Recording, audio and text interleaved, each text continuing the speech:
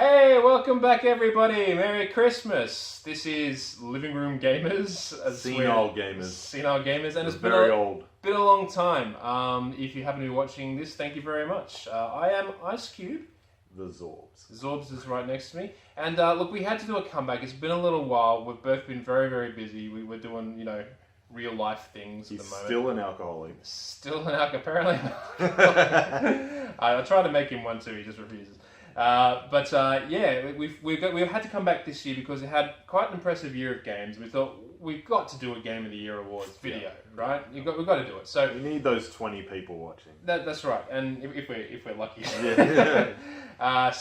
But why stop at one, Zorbz, when we can do 2 videos? So yes. We're going to lead with this one. This is going to be the Game Awards. We're just going to give you our top 5 games of the year. Favourite. Yeah. Now. That's the catch, right? You can hear the top 5 games of the year from any old outlet, whatever. We're not going to offer you the same thing. We're going to offer you a little bit of a twist. We've got personal favourites. We've got a little bit of bias here and there. We're going to offer you the ones that we believe deserve to be the top 5 and it's going to be games. my 5 and your 5. Yeah. So we didn't work together to create a collaborative 5. Exactly, yeah. So you can it's a bit like David and Margaret, the movies. Like you got one opinion I over give here. it a 4-star. We're the same age, right? You're older. Oh, thanks. You are. Sorry. So we'll move on. We'll go straight to the top 5. So do you want to go first? We're going to count down 5, 4, 3, 2, 1. So it's not going to be my overall best because when people hear this, they'll think it's my favourite game of the year. Yeah. It's actually my 5th favourite. So we're going to ramp up. Yeah, or count down. Well, yeah. The last game you hear me mention is my favourite of the year. Okay? Yes. Makes sense. That's all right. right. Yeah. So number 5. Number 5 for me, Spider-Man for PS4.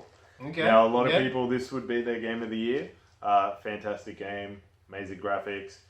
I love Spider-Man, so of course, there's a bit of bias on my part just for that. I think if you don't like Spider-Man, you won't get as much out of it because obviously there's a lot of villains in it you might not know. You can unlock costumes that you might be like, why would anyone care about this? But for me, I'm like, oh my god, that's from this and that's from that, and lots of fan service and fanfare. Okay, for each announcement, I think we should ask each other a question about it. Right. So your question for me about this one is, what do you think makes this Spider-Man better than all those other Spider-Mans that they made before? I don't think it's better. I think it's on par with Spider-Man 2 on the PS2. And also the original on the PS1. Okay, because I love both of them. Yeah, but those games didn't get the same heraldry as this new one did, which was hyped up to the ceiling and blew the roof off with hype. I think maybe it's just because of the recent movie. Maybe that sort of brought Spider-Man to the forefront, and I think when people heard that Insomniac Games were making it, it's a reputable company, I think... I mean, fair enough. It got a big marketing I've never heard push. anyone care that much about Insomniac Games until this game was being made, and everyone they're using it. Insomniac Games. I like them too, but I mean, I've never heard anyone really rave about them until it became a reason to enjoy the Spider-Man games. So I don't know. I still think it's a bit of a mystery, but I think you're right, maybe about the film connection. They could have added something there. Yeah. And also at E3, Sony owns the rights to the film as well, so they want to push that. Yeah, and also at E3 it was like their big headline that terrible E3 2 years ago, where it was just like you're waiting for Sony to announce something exciting, and it was literally the only new big AAA title that they had to say on the day. So, and and I'd make it sound bad. It's good. It's great. It's I think it's a really good thing. I'm just still surprised a little bit by the hype. It helps move the. I guess it follows in the sense of Batman, Arkham Knight, Arkham Asylum, and all those of. You can make licensed properties good games. It follows on from that. I like that sort. I like that theory a lot. It's very, very positive outlook. So what's your least... Well, you can't even say least. What is your... Least to the best? 5th most favourite? 5th most favourite. Now, normally I'm renowned in this videos as the negative guy. The one that draws ire from all of it. The watchers. The ones that... the guy that everyone wants to curse at. I'm surprised he made a top 5. Yeah, that's right. I'm surprised he made a top 5. But I have to say, Zorbz, this year I've got a very solid top 5 and I'm very happy with it. And which is funny because at the start of the year, you said there was nothing that you wanted to play. That was last year. Oh, sorry, that was last year. That's right. That's right. Number 5, I was a very big fan of Soul Calibur 6. Okay, Very big. I okay. really... Now, I think one of the biggest motivations for this is that, to me, Soul Calibur 5 was such a downer. I absolutely hated it. It put me off the series. So when I saw them kind of reinvigorate what made Soul Calibur great, obviously updated the graphics and the fighting styles, brought in some additional modes to add a bit of elements to it, brought in some really good ideas for side characters like Geralt from The Witcher 3, 2B from Nier Automata. Is she in it already? She's a DLC character. Already? I haven't played it yet. I've got to get back on and check, but I've already paid for the season pass, so I'm looking forward to that when that happens. And there's still about 4 more characters to come along the way. I just think when I was playing this game, it was ticking all the boxes: character customization, all the different fighting styles, all the different weapons. It probably could have used maybe a couple more new characters to the roster. That's not like an import from another game, just some new creations, a bit more ideas behind it. But Soul Calibur's back after playing this in my mind. Soul Calibur 3 I think is probably the best one, and I think this is nearly up there. 4 was also very good. 2 was amazing. And also 2 was very good too. So good on you guys for making a great Soul Calibur. It's Even really though 2 is technically 3, because Soul Edge is the original. Yes, that's correct. Yeah. Weird how they've done I that. know, but that's fine. So yeah, look, so good it makes my top 5. If there weren't 4 games better, it would be So nice, number he 1. played it twice. I've played it quite a few times now. I'm not a master at it yet, but and I want to put more time into it so I can get really good at it. But for now, number 5. Alright. What's your number 4? Number 4 is an indie game. And it's top Spider-Man, surprisingly. Would be Celeste. I know nothing about this about game. it. So, typical pixel art 2D platformer, which you would think, oh god, not another one of these. Visually, it's kind of 8-bit, but kind of 16-bit at the same time. So it's in that sort of middle ground.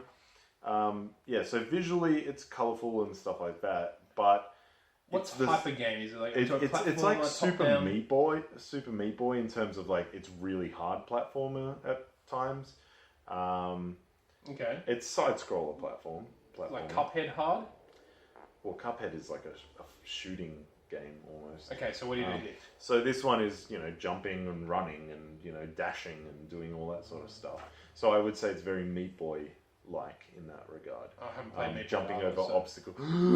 Meat Boy is the best. Anyway, so it's got a really good story, and that's what I like about it. It's And what's the genre theme? Who are you? You're a little girl called Celeste? no, Madeline or something. I can't remember her name. Okay, Madeline. The mountain is Celeste. I think it's her name can be Meat Boy. So the point of the game is you've got to climb this mountain. Okay. And she's doing it for like self-discovery or something, Okay. and because you find out over the game she's dealing with anxiety and she doubts herself, and she's a constant. Basically, there's a little evil version of her that is constantly torturing her, and you fight it as almost an enemy. Okay. So it's So just a really what good makes it story. stand out above other pixel games or indie games or Spider-Man? The fact that it's such a minimal looking game yet has such a strong story, as well as insanely precise gameplay. Like when you jump, when you dash, everything you do is because, like, if you make a mistake, it's because you made it, not because that you know. Remember those platforms you jump and all of a sudden you press the button and they didn't jump, or it's a delay thing. Everything is crisp. Everything feels clean. Yeah, I got it. I know what you mean. It just feels nice to play. Okay. And it's a nice length. It doesn't overstay its welcome. I'm tempted to check really this out now. I'm gonna have to check this out. Okay. All right. Cool. Interesting. Very interesting. Number 4. For me, number 4 is done by my favorite developer, a little secret favorite developer of mine. All throughout my media days, when I was working for mainstream media, I spent my entire time pimping these guys and the games that they were making at the time, because they were always underrated and they always fell under the radar, and they were always such high quality games which were done well on so many levels. The company is Ninja Theory. The game is Hellblade: Senua's Sacrifice. Wait. Did that come out this year? Well, it was on the list. Are you sure? Yeah, it was on the list. So You saw the Xbox release for it. I might have seen the Xbox release for it. That doesn't count. It's not from this year. Damn it all! Damn it! Okay, but do you want to? Should I do a switch? So he only played it this year, but so we're gonna not count it, but it is a good game. I played it this year because I was waiting for the retail release out of spite for the fact that they didn't release it on retail. Okay. Pretty sure that was last year. Okay. All right. I was a bit questionable about that as well, but when I saw it, I thought, oh, good. So maybe stupid Wikipedia maybe Soul misleading Calibur, me. Maybe Soul Calibur is your number 4, and then this one is Soul 5. Calibur's number 4 now. Number 5 came out in January, and this is a bit more of an intriguing, weird choice, and I don't think you'll agree with it, but I really enjoyed Sword Art Online Fatal Bullet. It's not the highest quality game out there, and I don't really like the Sword Art franchise that much. But something about the theme and the genre and the look and feel of this particular game worked really well for me. Basically, you're a custom anime character that gets involved with all the anime characters from that universe. It's based around an MMO world. This one's more kind of a bit more sci-fi, futuristic. Got lasers and guns and lightsabers and stuff like that, as opposed to the more fantasy style. I played it for about a couple of hours and wanted to just kill myself. You got to be patient with it a bit at first, but you've played these JRPGs before, right? Most of them are pretty terrible. They're all low budget and terrible. This one, in my opinion, stands well above the crowd. And when you get acclimated to the controls and stuff like that, and the way the game functions and works, it's pretty much the only one of these JRPGs that I've actually been engrossed in such a long time. I mean, you've seen how many are made out there. They all get spat out, and nobody plays them. They understock them at the shops. But this one had a really good system of upgrading and growing and following the story, meeting up with other people, fighting battles.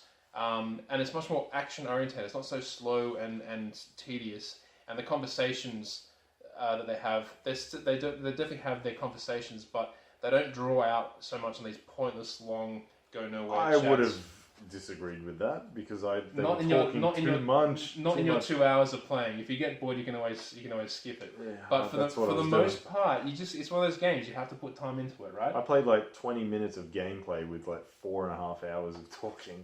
I don't know. It was just so long. No, you anyway, didn't play that much.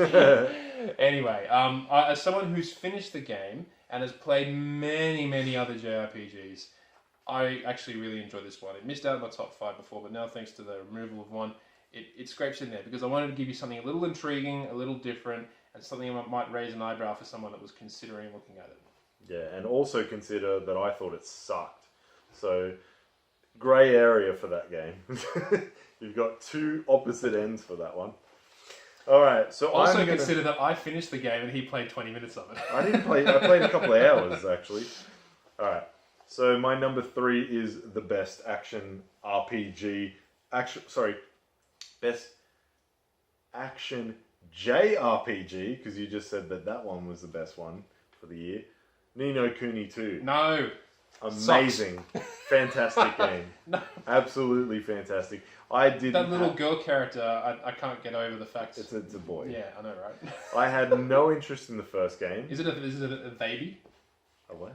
A baby. A gender-neutral...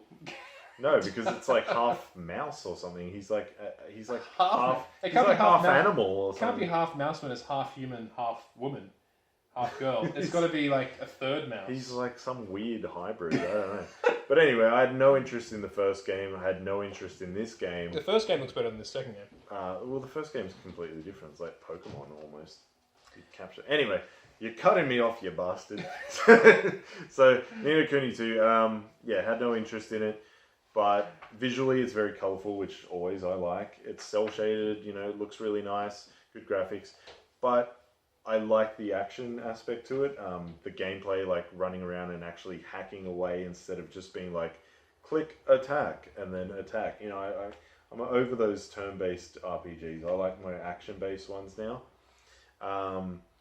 But so that's all great, action-based RPG. But what I really got like consumed in is the Kingdom Builder, which is almost like would you say it's like RTS, real-time strategy?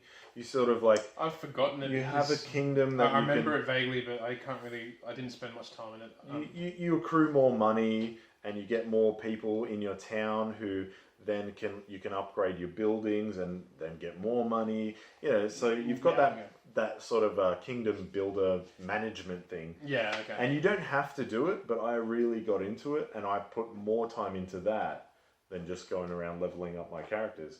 But yeah, story, I love the story. It was really good. I even bought all the bloody pop vinyls for the characters because I loved it that much. They must have been pleased with the sale. Oh, Someone bought it. I reckon it did really well.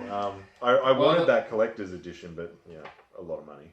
Well, they the first one did really well. It was very overhyped, and this one, sequel, seemed to kind of fly a little bit under the radar. I don't, because it was so different, and it didn't have the guy from. He did all those Studio Ghibli ones. Right. Yeah, I think he did the art for the first one, but it looks similar. I mean, it still looks the same kind of thing. I don't know. I don't know. For me, the genre just doesn't.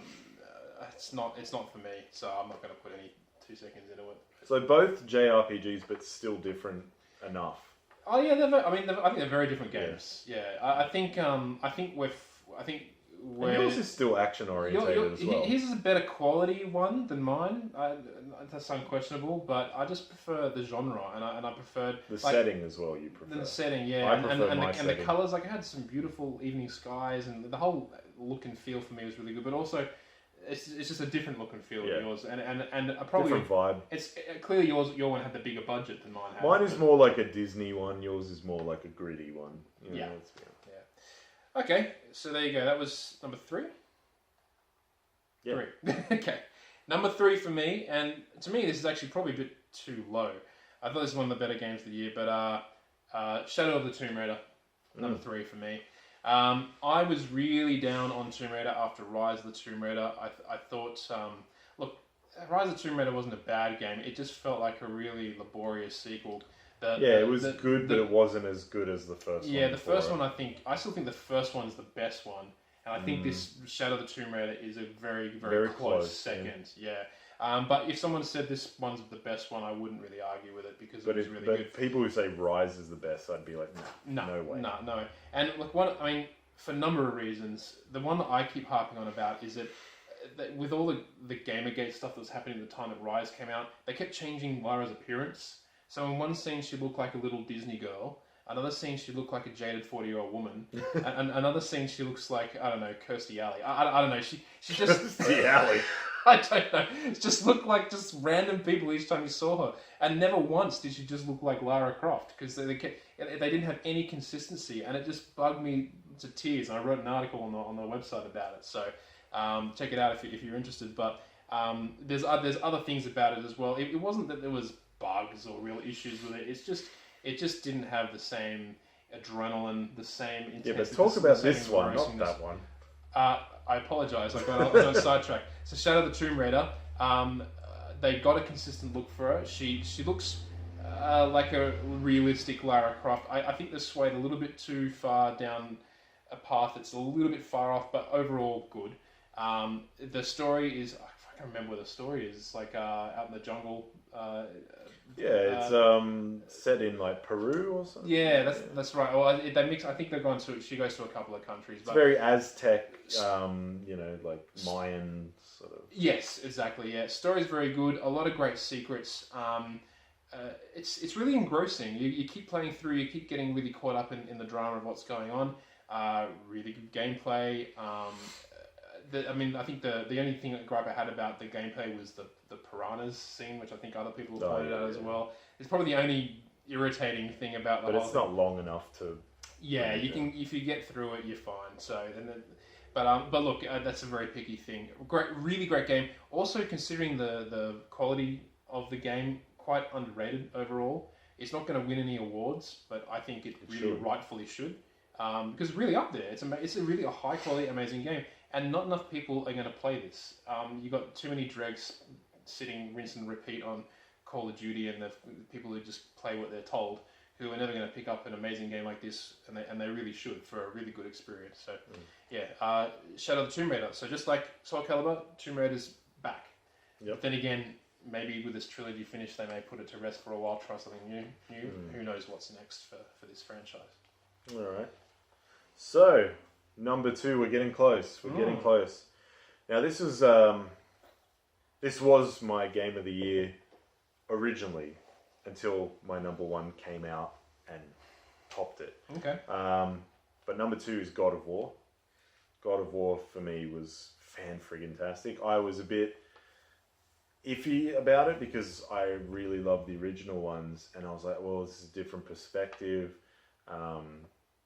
They've toned down the violence as well, which I love the gratuitous violence of the original, and it still is a bit of a gripe for me. Like, I want him to like rip something apart with blood pissing out, but unfortunately there's not really that much blood in it.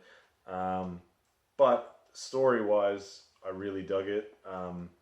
It made sense as to why he's sort of like not so smash everything, because he was basically the Incredible Hulk originally, and so they've given him some more depth, and I really love the world. I love the Norse mythology, and I thought the way that the game ended, which I won't spoil, was just amazing, and I can't wait for the next one. And it almost pisses me off because I'm gonna have to wait years for the next one, when I'm just like, I want it now.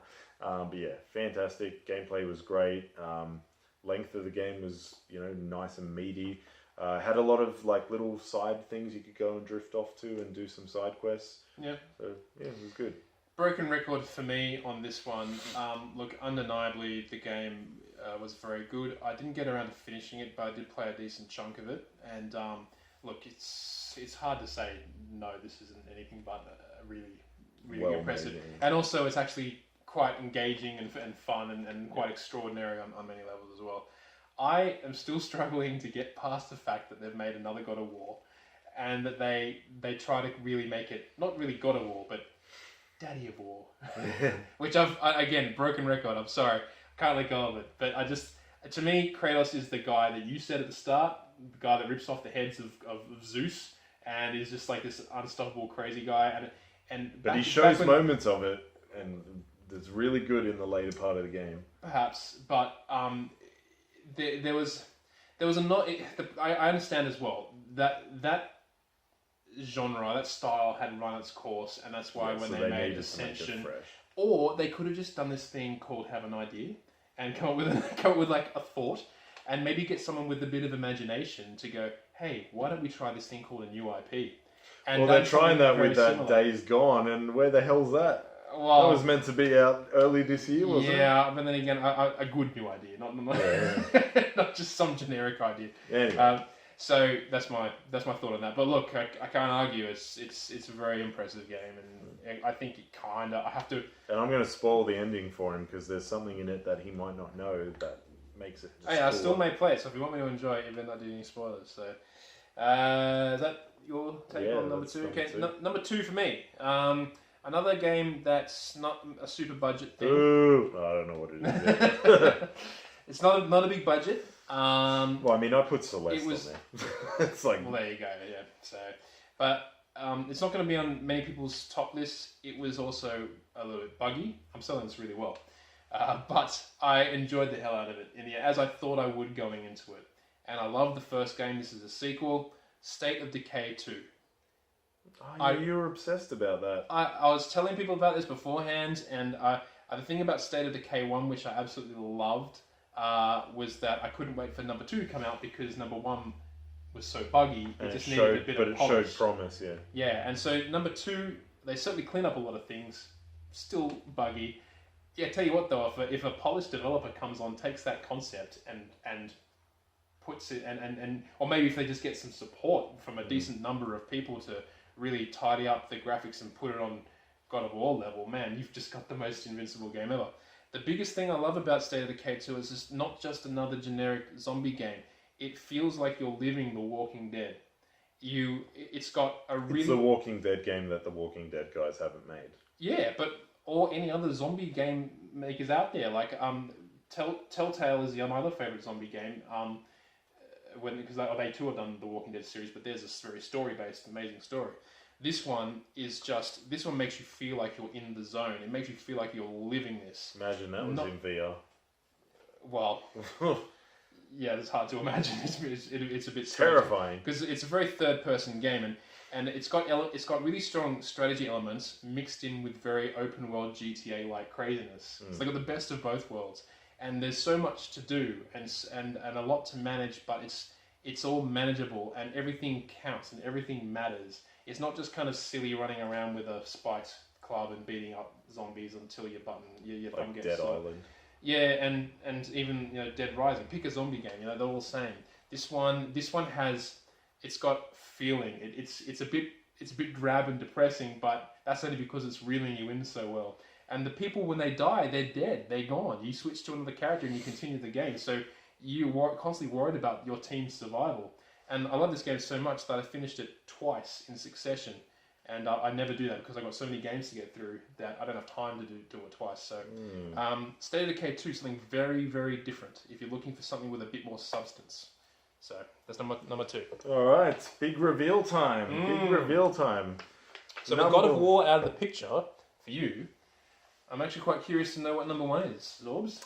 You've already mentioned it. Oh. Shadow of the Tomb Raider. Hey! That's my number 1. Nice. As much as I love God of War, I love the puzzle elements of Tomb Raider. Like, you've got the story, which is great and fine, but I love just to go off and venture and find these little hidden tombs and just have fun in there. Like, it's a separate thing that I could just spend hours, going through and doing. Yeah, you're very secretive, as I was saying. My number 3 was you played that very well. I was not expecting this, but I'm glad. And so I played it on the Xbox One X, and it is hands down the best looking game I've ever seen in my life. Like on that console, it looks the best. There's a lot of people who enjoy Red Dead who are shaking their fist at the screen right now. So the reason Red Dead is not on my list. No, just in terms of that comment you made. But yeah, the reason Red Dead is not on my list is because I haven't played it yet. And so I can't compare that. So I'm saying that from my perspective of what I've played so far. So I've heard Red Dead looks amazing. So when I actually play that... So the reason I haven't played Red Dead, by the way, is because it's one of those really long bloody games. Too much segue, better stick with Tomb Raider. Too long. So, like everything you said... Great story. I think the reason I really like this one is Rise of the Tomb Raider was more action focused, whereas this brought it back to more tomb raiding. There was a lot more puzzle and platforming in it. True. I remember when Rise came out, one of the things that they were trying to do with that game was to make it more tomb raiding as well, because the first one didn't have much tomb raiding. It was about the jungle survival. But to me, that didn't enhance the game whatsoever. It didn't make it better. It just so happened to make it worse, really.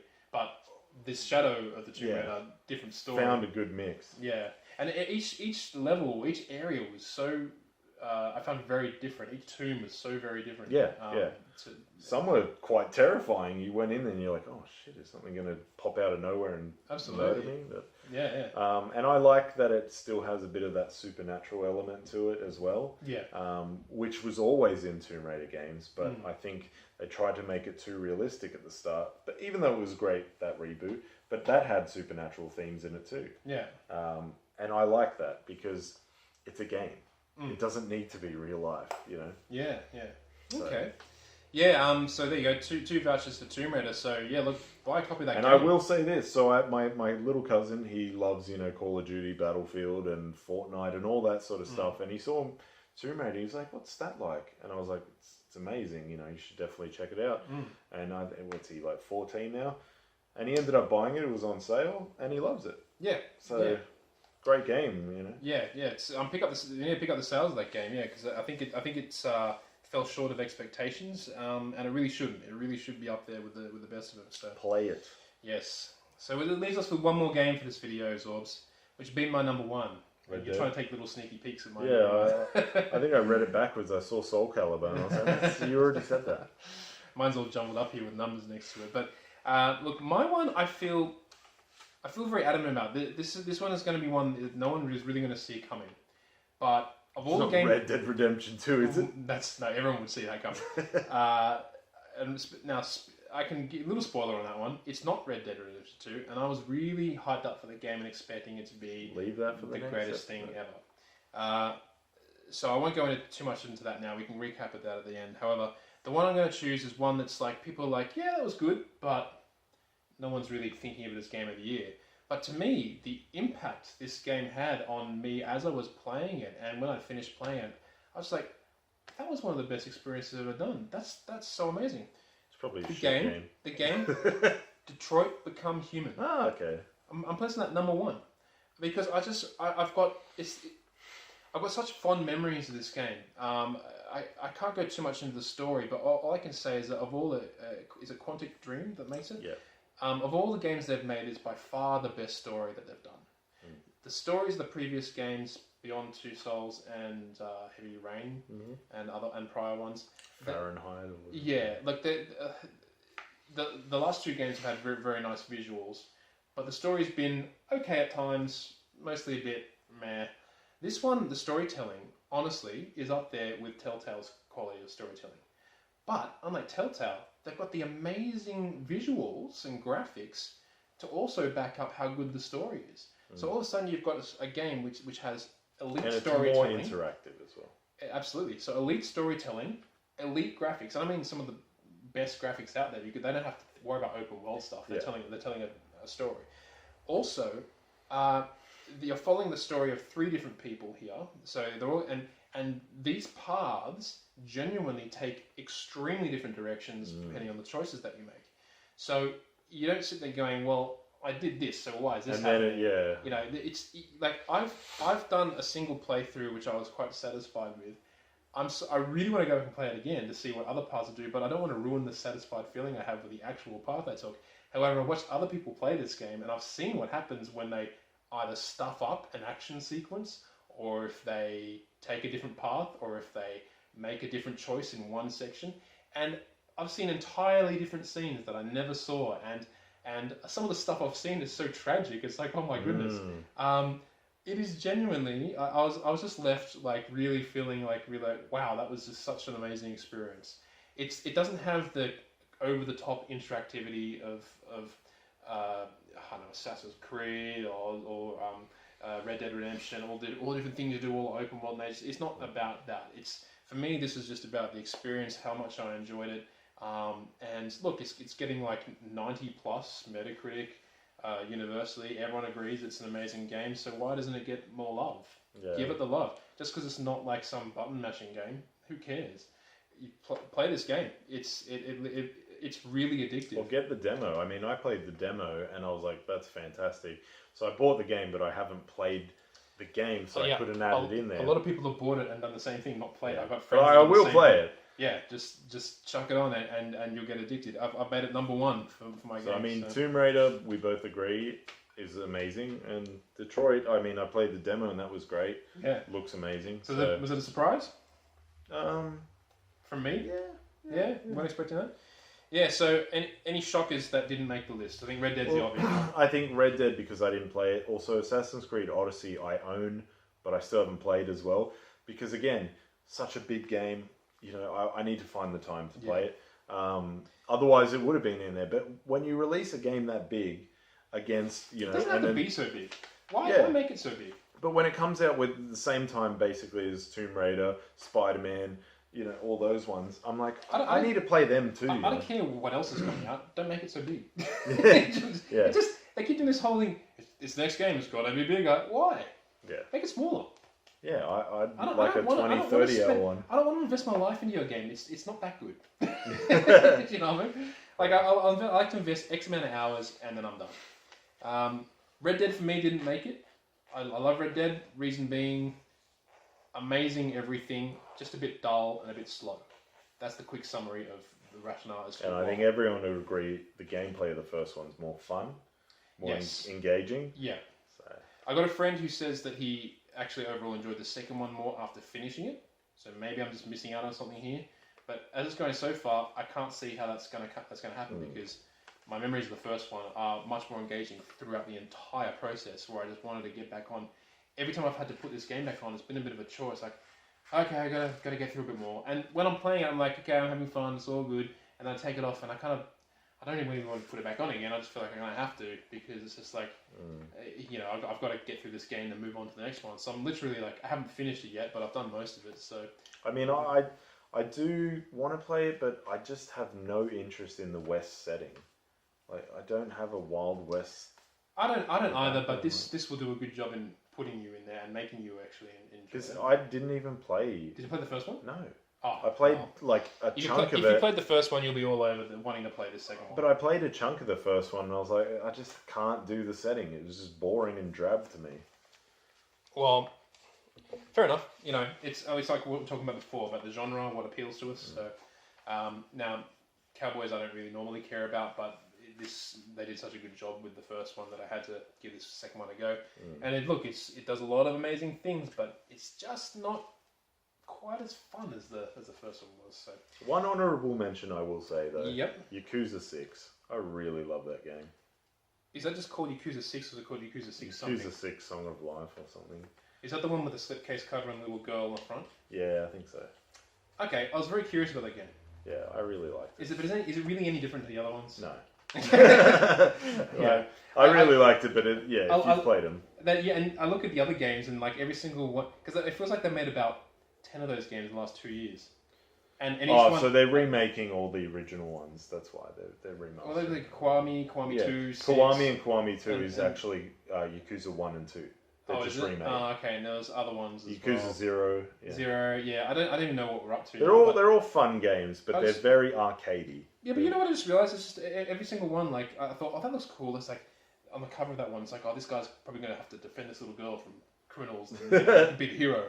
But then I just looked at the box covers and screenshots of the other games, and they're all like holding a baby in one scene. Like, that's what they do. They just protect babies. It's in a couple of them, yeah. But yeah. Oh, okay. I it's thought just very wacky. Like, they should call it baby protection. It's very wacky. Like, it's serious in moments, but then it's just so over. Well, I have played the PS3 ones, so I know what it's like. Yeah. I'm just hoping that the game just gets a bit better after a certain point. Like, I think that was the last one. I don't think they're making anymore.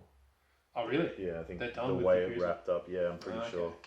Well, you know, just get those developers onto something different. No, anyway, this video is like nearly 40 minutes long. This was supposed to be a very quick one. Yeah, and yet here we are rambling on. Well, if you've survived this long, thank you very much. I hope you've enjoyed the commentary. Hopefully. We are going to follow up with a second video, which is going to be much more controversial. We're going to talk about the worst games of 2018. Well, to be fair, because I don't have any worst games. No, yes you do. Most disappointing. Yeah, we can explain that in the next video. But if you want to find out more on what those terrible, disappointing games are, you will have to watch the follow-up video after this. Hope you enjoyed this one. I'm Icecube, Zorbz, Gamebug.com.au. Check us out. And check out our Instagram, our Facebook, our YouTube, yep. all of it. Yep, and we'll try to make a few more interesting videos. Hopefully more interesting than this one. It depends how interesting you found this one. And we'll see you next time. We'll stop talking. Bye. Bye.